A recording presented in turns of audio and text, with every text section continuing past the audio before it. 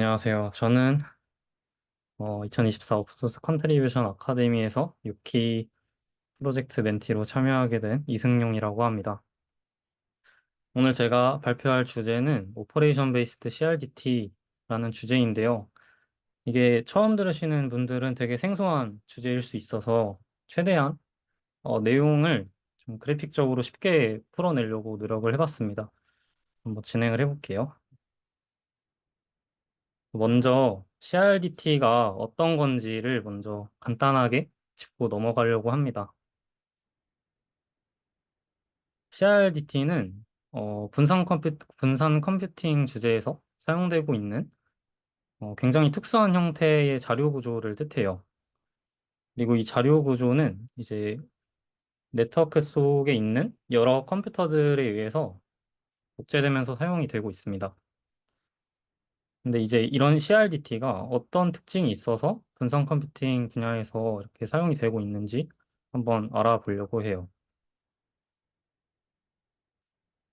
여기 컴퓨터 네, 두 대가 있는데 한 대의 컴퓨터, 지금 빵긋 웃고 있는 컴퓨터에서 업데이트가 일어난다고 가정을 해보겠습니다. 그리고 이 업데이트한 내용을 다른 컴퓨터한테 받았냐고 물어보고 있는데요. 근데 아직 다른 컴퓨터에서는 이 내용을 받지 못했다고 답을 하고 있습니다. 근데 만약에 이런 식으로, 로컬이 업데이트를 하고 적용을 하기 전에 항상 이렇게 다른 컴퓨터들한테 내 업데이트한 내용이 잘 전달이 됐는지 확인을 하는 과정이 필요하면은 일관성은 잘 맞을 수 있지만 즉각적인 리스폰스를 기대할 수 없겠죠. 그리고 이 때문에 속도가 지연율이 높아진다. 네, 속도가 느려진다. 약간 이런 단점이 있을 것 같습니다. 네, 즉 이제 일종의 트레이드 오프가 있는 셈이죠. 근데 이제 CRDT는 이런 문제를 되게 색다른 관점에서 해결해요.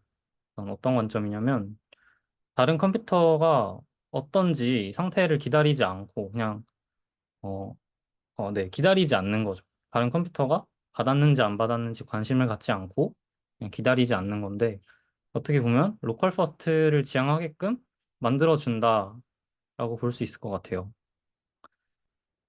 이러한 결과로 인해서 이제 로컬에선 업데이트에 대한 결과물이 즉각적인 반응으로 이어지게 되겠죠.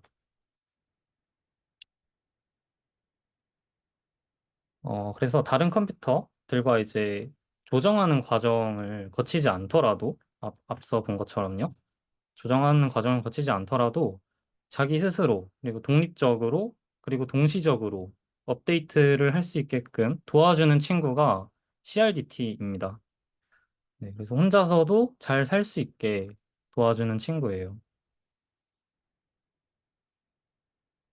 근데 이제 혼자서만 잘 살게 두면 다른 컴퓨터들과 일관성이 깨질 수 있지 않나? 라는 이제 의문이 들 수 있어요.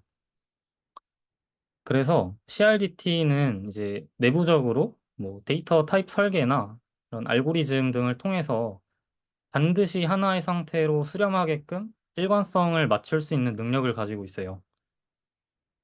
그래서 보시는 것과 같이 CRDT 세상에서 이제 각각 열심히 일하는 CRDT 친구들이 네, 일을 해주는 결과입니다. 여기 대장 컴퓨터가 한 대 있고 나머지 부하 컴퓨터가 세 대가 있는데요. 근데 대장 컴퓨터가 부하 컴퓨터들한테 앞으로 자기 자신의 이름은 모두 요키가 돼야 된다. 이렇게 말을 하고 있어요. 우리 이름 앞으로 요키다라고 말을 하고 있는데 그러면서 대장 컴퓨터 자신의 이름이 먼저 요키로 바뀐 모습을 볼 수 있죠. 맨 왼쪽이 대장 컴퓨터입니다. 그래서 다른 컴퓨터의 상태가 어떻든지 간에 일단 자기 이름부터 바꾼 거예요. 아, 내 이름은 요키다. 그러면 이제 각각의 컴퓨터 안에서 열심히 일하고 있는 이제 CRDT 친구들 덕분에 결국에 같은 상태로 수렴할 것이라는 게 보장이 돼요. 따라서 어차피 이름은 다 같은 율키로 변할 거긴 한데 보시는 그림과 같이 특정 시점에서는 이제 각각 컴퓨터들 간의 어떤 일관성이 깨질 수 있어요. 그래서 지금 보면은 이름이 다 다르죠. 네, 이번에는 두 번째 친구도 이어서 바뀌었고요. 그다음 세 번째 친구도 6키로 이름이 바뀌었습니다. 그래서 처음에는 일관성이 맞지 않을 수 있지만 이게 시간이 지남에 따라서 결국에는 일관성이 맞게 됩니다. 그래서 일관성을 아주 버리진 않으면서도 가용성을 챙길 수 있는 방법인 거예요. 그래서 이런 말을 되게 멋진 용어로 eventual consistency라는 단어를 써서 표현을 합니다. 그래서 eventual consistency를 만족한다. 이런 되게 네, 멋진 말로 표현을 할 수 있고요. 그래서 CRDT는 이러한 특성을 이제 앞서 보신 특성들을 만족하게끔 도와주는 특수한 형태의 자료 구조예요.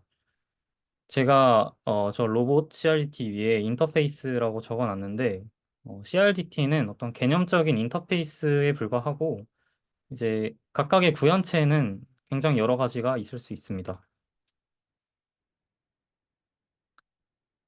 네. 그래서 CRDT는 크게 보면 두 가지로 나눌 수 있어요. 첫 번째는 스테이트 베이스드, 두 번째는 오퍼레이션 베이스드인데 이번 발표 주제는 앞서 말한 것처럼 오퍼레이션 베이스드를 중점적으로 봐보려고 해요. 오퍼레이션 베이스드 CRDT는 스트롱 이벤추얼 컨시스턴시를 제공하는 방법 중에 하나입니다. 아까 앞선 이제 발표 세미나에서도 스트롱 이벤추얼 컨시스턴시를 들을 수 있었는데, 네, 그때 그 용어이고요. 그리고 오직 업데이트 오퍼레이션이 발생할 경우에만 이제 레플리칸트 상태를 전파한다. 이렇게 네, 표현을 해놨습니다. 여기서 스트롱 이벤추얼 컨시스턴시라는 용어가 어려울 수 있어서 제가 잠깐 정리를 해봤는데, 이제 각각의 노드라고 하면은 컴퓨터라고 이해하시면 될 것 같아요. 각각의 컴퓨터가 같은 업데이트 오퍼레이션 그러니까 세트죠. 어떤 그 원소들의 집합을 갖고 있다고 한다면 그 같은 오퍼레이션 셋이라면 결국 그 모든 컴퓨터들은 반드시 같은 상태로 수렴할 거다라는 게 스트롱 이벤추얼 컨시스턴시의 핵심이고요. 또한 적용되는 업데이트 오퍼레이션의 순서에 관계없이라는 말도 굉장히 중요합니다. 그래서 같은 업데이트 오퍼레이션 원소들만 갖고 있다면 그 업데이트 오퍼레이션 원소의 순서에 상관없이 각각의 노드들은 같은 상태로 수렴할 거다라는 게 스트롱 이벤추얼 컨시스턴시입니다. 네, 그래서 왜 이름이 오퍼레이션 베이스드 CRDT인지를 봐보면 네, 오직 업데이트 오퍼레이션이 발생할 경우에만 이라고 제가 적어놨죠. 그래서 그 이유 때문에 네, 오퍼레이션 베이스드라는 이름이 붙었습니다. 근데 이렇게 앞에 말한 이론적인 내용만 들으면은 사실 엄청난 천재가 아니고서야 이해할 수 없을 것 같아요. 그래서 제가 이거를 좀 최대한 간단하게 설명을 어떻게 할까 고민하다가 숫자 합 구하기라는 되게 간단한 예제를 하나 들고 왔습니다. 그래서 여기서부터 좀 집중을 하셔서 보셔야 되는데 일단 제가 상황을 말씀을 드릴게요. 일단 상황은 각 사용자는 임의의 정수에 대해서 뭐 플러스 아니면 마이너스 연산을 할 수 있어요. 그냥 덧셈 뺄셈 할 수 있는 거고요. 그다음에 연산을 통해서 변경 상황이 생긴 경우에 이거에 대한 이벤트를 발행해서 다른 사용자들한테 전파합니다. 그리고 초기 상태는 플러스 10이라고 가정할게요. 네, 초기 상태는 플러스 10이고 각 사용자가 전파하는 이벤트는 다른 사용자들한테 반드시 전달되며 중복 없이 전달됩니다. 네, 이게 이제 전제 상황입니다. 그러면은 이 전제 조건을 깔고 한번 이제 이 상황을 살펴볼게요. 초기 상태는 플러스 10이고요. 사용자 A, B, C가 있는데 사용자 A가 먼저 플러스 10이라는 업데이트 오퍼레이션을 발생시켰습니다. 그 다음에 사용자 B는 마이너스 20 업데이트 오퍼레이션을 발생시켰고요. 그다음 사용자 C는 플러스 5 업데이트 오퍼레이션을 발생시켰습니다. 네. 그래서 각각 이벤트가 이렇게 각각의 컴퓨터들한테 뿌려지고 있는 모습이고요. 이거를 대략적인 이벤트 타임라인으로 제가 그려봤어요. 사용자 ABC 타임라인이 쭉 있고, 사용자 A는 플러스 10, 사용자 B는 마이너스 20, 사용자 C는 플러스 5 이렇게 네, 이벤트를 발행했고 그 이벤트를 언제 어떻게 받았는지에 대한 네, 타임라인도입니다. 그럼 이제 여기서 앞서 되게 복잡했던 화살표들을 다 지우고 수신받은 이벤트만 기록해봤습니다.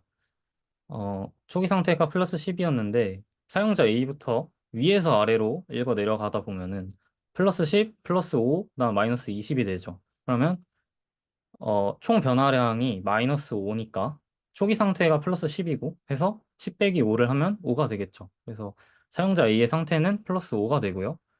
사용자 B의 경우에 마이너스 20, 플러스 10, 플러스 5 이렇게 순서대로 이벤트를 적용을 했고 얘도 마찬가지로 플러스 5의 상태로 수렴합니다. 사용자 C도 네, 마찬가지로 네, 플러스 5로 수렴을 할 거예요. 그래서 여기서 주목해야 될 거는 각 사용자들이 수신한 이벤트 순서에 관계없이 플러스 5 값으로 수렴했다는 사실이 중요합니다. 네. 그래서 이러한 것을 관찰할 수 있었습니다. 그래서 앞서 관찰한 내용을 토대로 오퍼레이션 베이스드 CRDT의 성질에 대해서 한번 어떤 성질들이 있는지 한번 살펴보겠습니다. 다시 타임라인을 가져왔는데요.